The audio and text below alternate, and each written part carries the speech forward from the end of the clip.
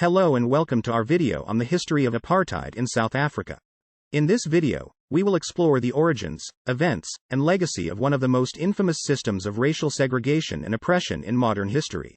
Apartheid was a system of institutionalized racial segregation and oppression that was implemented by the National Party in South Africa in 1948. The roots of apartheid can be traced back to the colonial period in South Africa, when Dutch settlers began to establish their control over the land and enslave indigenous people. Over time, this evolved into a system of racial segregation, where people were classified into different racial categories and subjected to discriminatory laws and policies. In 1948, the National Party was elected to power in South Africa and quickly set about implementing apartheid policies. Under apartheid, black South Africans were denied many of their basic rights, including the right to vote, the right to own property, and the right to marry across racial lines. They were also forced to live in segregated areas and work in designated jobs, and were subjected to pass laws that controlled their movements and restricted their access to white-only areas. During apartheid, the South African government imposed a system of racial segregation and discrimination against black South Africans. This led to widespread resistance and protests, both within South Africa and internationally.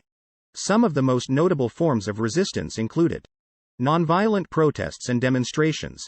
One of the most famous forms of resistance against apartheid was the use of nonviolent protests and demonstrations. Activists like Nelson Mandela, Albert Luthuli, and Steve Biko used this tactic to draw attention to the injustices of apartheid and rally support for their cause. Boycotts. Another important form of resistance was boycotting apartheid institutions, such as segregated schools, buses, and businesses. This was an effective way to put pressure on the government and disrupt the economy. Economic sanctions. International pressure also played a role in the fight against apartheid. Many countries imposed economic sanctions on South Africa, including an arms embargo, which hindered the government's ability to maintain its military power. Civil disobedience. Civil disobedience was another form of resistance against apartheid. This involved breaking apartheid laws and regulations in a peaceful manner, often as a means of drawing attention to the unjust nature of the laws themselves. Political activism. Political activism was a key aspect of the resistance movement.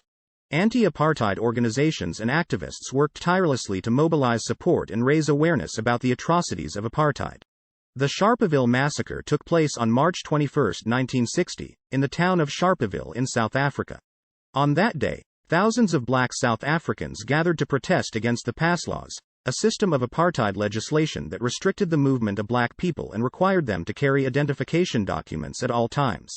As the peaceful protest turned into a chaotic scene, the police, who were armed with firearms, opened fire on the unarmed protesters, killing 69 people and injuring 180 others. The majority of those killed and injured were shot in the back as they tried to flee the scene. The most famous of these was the Sharpeville massacre, was a turning point in the fight against apartheid and sparked global outrage. It also led to international condemnation and further sanctions against the South African government. In response, the government declared a state of emergency and banned anti-apartheid organizations, including the African National Congress, ANC, and the Pan-Africanist Congress, PAC. The Sharpeville massacre galvanized the anti-apartheid movement and inspired further acts of resistance and civil disobedience. It also drew attention to the brutal nature of apartheid and the urgent need for change. Today, the Sharpeville massacre is remembered as a key moment in the struggle for freedom and human rights in South Africa.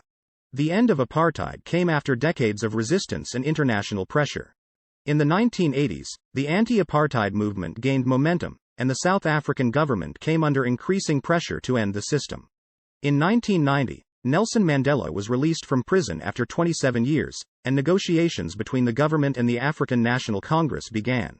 In 1994, the first democratic elections were held in South Africa, and Nelson Mandela became the first black president of the country.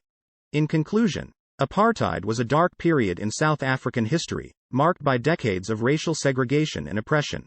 However, the resistance of black South Africans and their allies, combined with international pressure, eventually led to the end of apartheid and the establishment of a democratic society. The legacy of apartheid continues to shape South African society today, but the country is working towards a more inclusive and just future. Thank you for watching, and don't forget to like and subscribe for more great content.